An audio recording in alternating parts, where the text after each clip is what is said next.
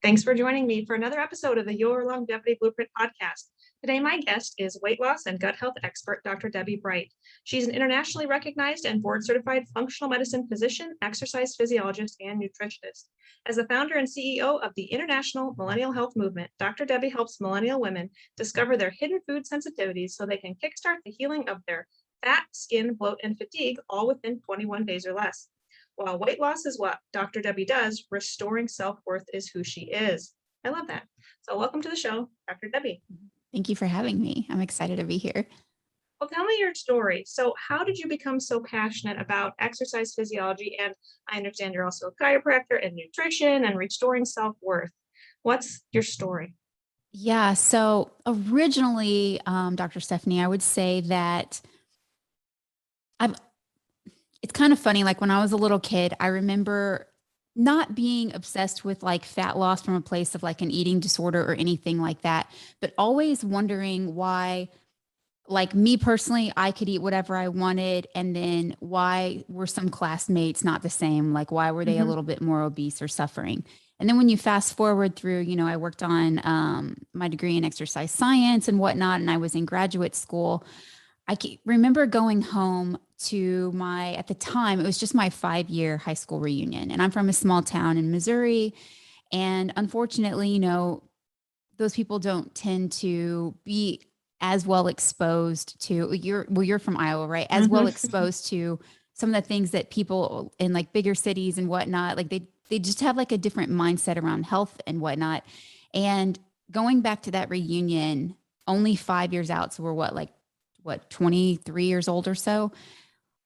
A lot of my classmates were already becoming obese. They were on a lot of medications. They were starting to have issues with their cholesterol, their blood sugar, diabetes, things like that. And now, I'm 36 now, and I've just seen it continue to progressively get worse. So it was first and foremost a love for my community. But within the last 2 years, the things I speak about now really hit me close to home because I was dealing with some fatigue issues. And just in trying to find the right answers, or why was I burned out, or what was going on, I opted for some hormone replacement therapy, which I know you're very familiar with. And I ended up being overdosed with transgender levels of testosterone, which really threw my system completely out of whack and put me in the gutter. And so it just furthered that, what maybe was coming easier for me. I just wanted to really dial in and like just get better at understanding like health, metabolism, blood sugar, rest, all the things. And so, just to speak to that, when you have your health and then you don't have your health, it like is a really big wake up call. Exactly. So I feel like it's made me a practitioner that's wanted to dig really, really deep into helping people, and myself included. And then, people from my hometown. It's really in my heart to like make a difference for those individuals. I love that. I'm sorry that you were overdosed. Literally, for the listeners, this is not something that she did incorrectly. Like her medical practitioner made a mistake and essentially overdosed her at very high levels, and she's on the mend, thankfully, from that. But that's also why you want to find a very competent practitioner for these sort of things like hormone replacement therapy. I know specifically you focus on the millennial generation. So can you define for the audience what millennials really are? Clarify for those of us who may not know, and why have you chosen to really focus on that generation's health? Yeah. So it kind of goes into the origin story of, myself. I am a millennial, and then the individuals that, we tend to help those that are like us, right? So it's like my age group. So millennials are, I believe, I always have to keep it on track because then every year the number changes, right? But it's like age, I believe like 25 to 38 or so within that age group. So, these are a lot of individuals that are, especially if they're like the 30+ year olds, they're young moms, or they have little kids in the house. They tend to be concerned about their health, their energy to be able to keep up with the family. They want to make sure the family is healthy. And then kind of secondarily, I end up getting like their moms, right? Like I call them the sexy grandma too, which is funny because grandma wants to be, a part of what's my daughter up to and why is she getting better? And I want that as well. So I get the millennials. It's like I'm like making changes, through multiple generations, which is really exciting. Yeah. So I hope that answers like the Yeah. who. Yeah. So when it comes to weight loss with the millennial generation, what are some of the biggest mistakes that they make? So what is something they may be doing that's not getting them the desired result they want with their exercise or nutrition or whatnot? Yeah. So before I dive into that, I think it's really important to point out too that unfortunately, the millennial generation is on track to be the most obese generation in history. We are also the first generation that is not expected to outlive the age of our parents That in is so our scary. Yeah, that is right in our lifespan, which is crazy. And I think in our health span, we're also seeing that uh, we're just more of a sickly generation, and yeah. in 7 out of 10 will be, obese by middle age. So as far as like, what the top mistakes are that this generation's getting wrong is there's really three things that I see that stand out. One being that they focus on weight loss without waist loss, Mm, right? So I always tell them that like weight loss without waist loss really isn't healthy at all. Like we need to focus on having our waistline be one half our height. And let's say if you measure it in inches or centimeters or whatever it is, we want to aim for that one half goal. So it's very important. And then the second thing being that they're often stuck still. And I don't know how we are even here still, but they're stuck in the mindset of eat less, move more, which you and I both know is still, unfortunately, it's reinforced in the fitness and medical communities a lot. It's like still the mindset that that's like the most appropriate way to lose weight. And sure. so we know that like calories matter, but where they come from, matters more. Mhm. So let's say 500 calories of pizza and ice cream is going to send a much different signal to the body and the hormones than say 500 calories of salmon and like grilled spinach, right? So like, prioritizing the quality of our calories more than just focusing on the quantity. And then within the eat less, move more category of that, they're focused a lot on the wrong type of exercise, meaning that they're stuck in the cardio craze, and Mm, they really need to be prioritizing resistance training more. Like I often say that I used to say body composition is 90% diet and 10% exercise, given that that 10% of exercise is like 100% all in its own category. But I'm really starting to kind of change my mindset around that and thinking that it is really a 50-50, right? So we know like in the cardio craze, it's like, oh, I step on the scale and I've been working out hardcore and restricting my calories and I've lost 10 pounds. But what people don't really understand is when they take that approach, that out of that 10 pounds, oftentimes 5 of it is muscle mass. And so when they're mhm. burning off their muscle mass, they're Right. slowing down their metabolism and they yo-yo diet, right? So then they put the weight back on quickly. What they could handle, let's say they restricted themselves to 1,200 calories and they lose this weight, but it's in an unsustainable way. And then they go and they start to eat 1,500 calories. Now they rapidly put on body fat in ways that they never would have before because they don't have the muscle mass to help keep them tight and lean and dense.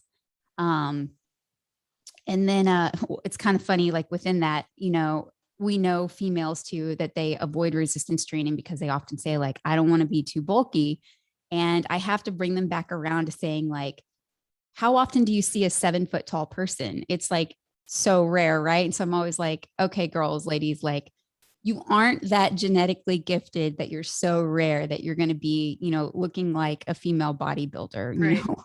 that's Right. just a whole, yeah, different approach to this. And then, within that, caloric deprivation too, it's like, I think it's important to point out that, three things really happen when we overdo it. And we know this from a burnout standpoint is the body will, decrease metabolism by slowing down the thyroid, right? And Mm, patients go hypothyroid. mhm. Um, though the body will increase fatigue, which is not necessarily a sign that something's wrong. It's the body doing what is being asked of it, right? So just the body's way of saying, like, let me slow down your physical movement in each day and decrease your energy to do the simplest things. Go to the bathroom, um, go for a walk, get out of bed. Like, let's keep you tired so that we're not expending too many calories, right? And then the last one is muscle destruction, which will further destroy their metabolism, as you know. So yeah, that all falls under the mindset of eat less, move more. And then really the last one I think that they get wrong is they don't focus on gut health necessarily to set them up to win, like when they want to go into like improving their health, focusing more on weight loss. And so I like to focus with them there on improving digestion north to south, and then helping them discover their hidden food sensitivities and heal their gut so that they can decrease inflammation and start to take the weight off. Love that. I've never heard that north to south. Yeah. Oh, yeah, yeah. We can dive into that one too if you want.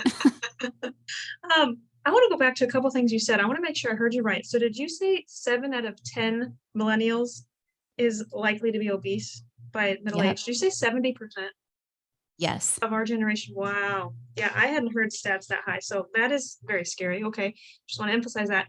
And then I want to come back around to, you said your waist should be half your height in inches. So if someone was 60, well, nobody's probably 5 feet, but if someone was 66 inches, their waist should be half that, 33. Exactly. That That's okay? the most ideal goal to go for. Okay. I just want to make sure I heard you right. Yep. Can we go back to resistance training for a minute? So Yes. there may be some moms, for instance, listening in today who are like, "What is resistance training? Is that what I did in high school when I played volleyball?" Or like, "What what For those who really aren't in the athletic world, can you maybe provide some examples of realistic like resistance training?" Yeah, absolutely. So there's different types. Um, Probably the one that really sticks out in most people's mind would be like lifting free weights. So that could be kettlebell training or training with dumbbells, Yep. Olympic lifting, that kind of stuff. You can also do body weight exercises. It's essentially just taking your muscle and putting it through a range of reps and sets that bring it to fatigue, and then allow it a breakdown of that tissue and then a regrowth that provides you more strength. And yeah, so that's how. So I hope that Yes. explains Resistance it. training is just maybe a fancier way of saying, yeah, lift some kettlebells, whatnot. Good. Thank you for defining that. Let's go back around to gut health. I think that's so important.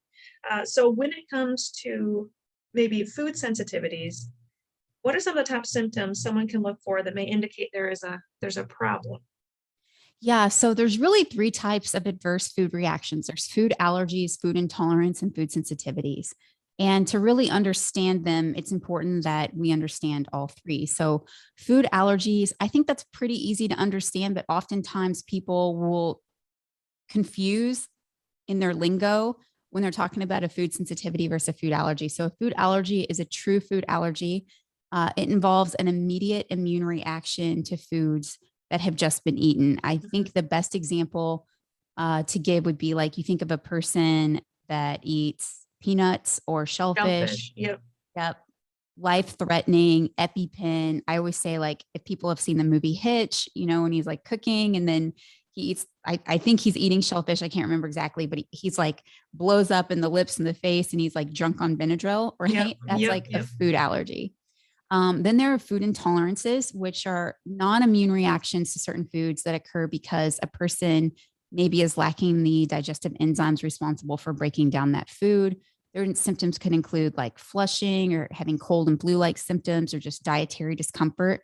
And examples are like alcohol, or think about like dairy, lactose intolerance, histamine issues. Think about eating foods that aren't maybe real, that are like full of preservatives or artificial colors that our body just doesn't necessarily recognize. And so that can cause the digestive discomfort and a food intolerance. And then the last one, which I like to work with people with, is a food sensitivity. And so those are delayed immune reactions that happen to be delayed by maybe hours to even days. And they're usually caused by an imbalance in the gastrointestinal system that is affecting their immune system. So symptoms can differ from person to person. They might include migraines, their skin might break out, they might have fatigue, difficulty sleeping, weight gain, muscle and joint pain, excessive sweating, mood swings, like rapid heartbeat, IBS issues. So there's a whole slew of issues, but the issue with people not being able to figure it out is because, they don't eat the food and then react immediately. So they Right. may eat dairy and 3 days later, like my husband is this way.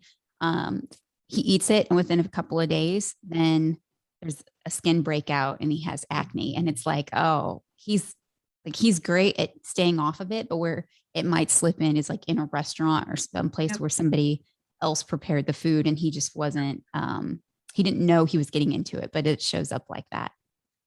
I agree. Yeah. A lot of my patients also cannot necessarily identify, which foods, which food group even on the pizza is causing problems, right? Was it the tomato sauce? Was it the garlic? Was it the yeast in the crust? Was it the egg in the crust? Was it the cheese on the pizza? Was it the gluten in the crust? It's really difficult for some patients to identify what in that meal 2 days ago, like, right, was causing problems. And that's where the strength of testing comes in. So is Yes. sensitivity testing something you utilize in your practice? And then how do your patients get those? I'll kind of talk about what I do with my practice, but let me ask you first. Is that something Mhm. you use and how do you test patients? Yep. So, well, first and foremost, I like to put people that, food sensitivity can be expensive. And the gold standard still to this day is to do an elimination diet. So I like to start them there and take them through, and we'll take the foods out for 21 days and let those antibodies kind of die off. And Mhm. they usually within 4 days, people really start to turn the corner and feel a lot better. Um, And on an and then, elimination diet, for the Mhm. audience, and I discuss this heavily in my book in chapter 1, but what main food groups are removed? Yep. So across the board, I see gluten, soy, dairy, eggs, corn, peanuts, added sugars, and artificial sweeteners being Which are the in top. everything. No, not Well, everything. They're not and in that's just meat and vegetables, right? right, right. And that's just it. People say like, oh my gosh, you take me off of those foods and there's nothing left to eat. But in reality, it's like, let's look at gluten. Like, okay, you eat waffles, cereal, bread on your sandwich, pizza at dinner, like cookies.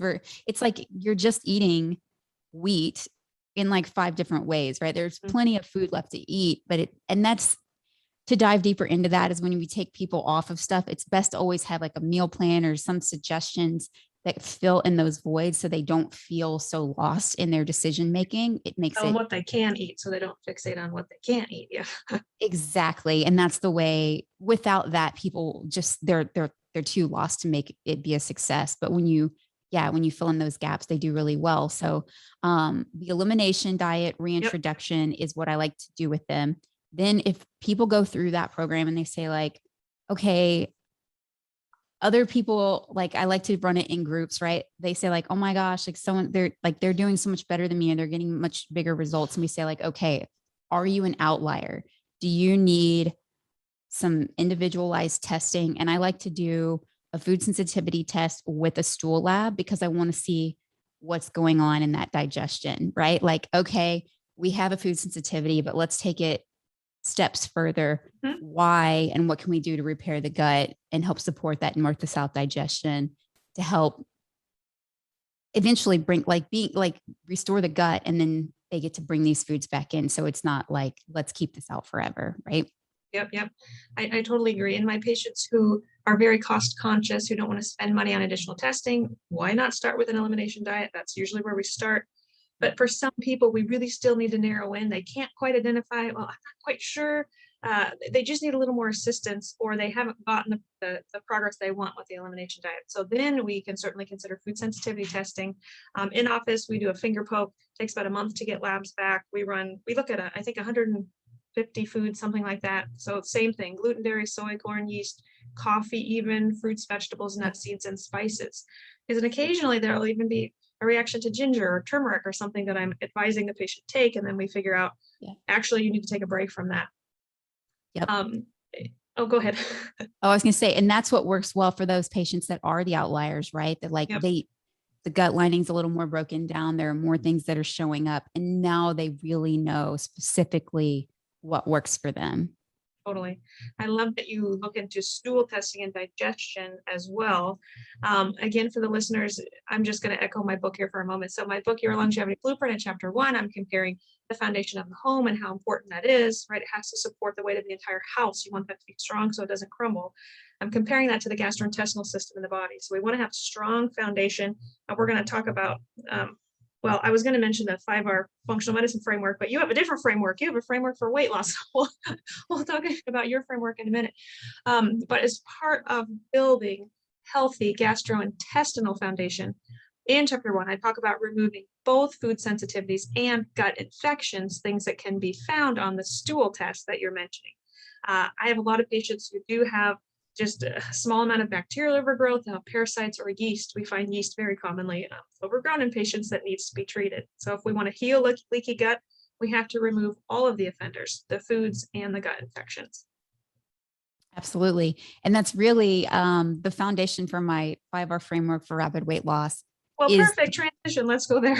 Yeah, let's go there. It's built off the 5R framework for rapid gut health. That's exactly what it is. So It's the remove, replace, reinoculate, repair, rebalance. So it's just like you said, we remove the inflammatory foods. We use the stool lab. We look to see, like, are there any gut infections? Do you have H. pylori? Is there dysbiosis? Like, what's overgrown? So what needs to be brought back into balance, right? And then we replace things like digestive enzymes, and that's the north to south digestion. So betaine for the stomach acid, pancreatic enzymes for the break, right? Like the betaine does a lot of the protein, the pancreatic enzymes does as well, but they do a lot of the carbohydrates. We support the liver and gallbladder to help with fat breakdown. What a lot of people don't know is that the gallbladder, sure, it helps break down fat, but it also is responsible when it releases bile for keeping the gut squeaky clean. It's like its own, what's the word I'm looking for? I almost wanted to say estrogen. Rubber? I don't know. It's like it's cleaning juices, right? Yeah. Like it kills off things that shouldn't be in there. And a lot of times patients will build up, if they eat the standard American diet, it's without question that they're going to start to build up gallbladder sludge, which we know in conventional medicine won't really be identified. They won't look at it until like the gallbladder's full of stones and it's an issue. Right. It's not like one day I woke up and I went to the doctor and they said, you have gallstones, right? This was brewing a long time. And then Exactly. the sad part about that is they have the gallbladder. Some individuals have their gallbladder removed, which they need to when they're in excruciating pain and having, gallbladder attacks. But then after discharge from the hospital, they're never taught like why, like what was the root cause of the problem, right? Removing the gallbladder doesn't eliminate the fuel to that fire. If they're still eating inflammatory foods, if they still have poor digestion and whatnot, they're gonna, I'll say that the downstream effects are gonna manifest in even in a different organ system somehow. Exactly. Just removing the organ doesn't restore health. No. And those are the people that I see that have extreme levels of gut dysbiosis too, because the organ's gone and it's no longer there doing what it does. But the good thing about it is the body's smart and it creates its own little extra pouch and it tries to help repair itself there. Right. But some gallbladder support would be nice in that case. I was gonna say, let's go back to the third R. So you said remove, repair, and then the third R. Remove, replace, reinoculate. So that is restoring the healthy gut bacteria with things like probiotics, prebiotics to feed the probiotics, things like resistant starch. I like to have patients use, sounds wild to people, but green bananas, they have a lot of resistant starch in the peel. So I'll say, cut the ends off and blend it in your smoothie and start getting resistant starch back into your body. Or people can go on Google and look up how to prepare resistant starch potatoes. Those are really high in it, right? The heating, cooling, healing, it builds more. So you guys check that out. And then, so that's like feeding and repairing your good gut bacteria. And then the fourth R is repair. So that would look like repairing your gut lining with GI supportive supplements like glutamine, glucosamine, pectin, aloe, licorice, marshmallow, chamomile, things that soothe and help rebuild. And then the last one is rebalance. And I frame that around lifestyle. So how do you react to stress? What what kind of exercise are you doing? I'm going to push for some resistance training in your life. How are your Sure. sleep habits, detoxification, and so on? Because we want to get you healthy and we want to help keep you there, right? Perfect. Yes. These are in my book and I couldn't even remember the order. I'm going to read it again so that the audience hears this. So you said remove, right? We're removing the bad things, Mhm. infections and the food sensitivities. We're replacing enzymes or hydrochloric acid or bile, whatever we need for digestion.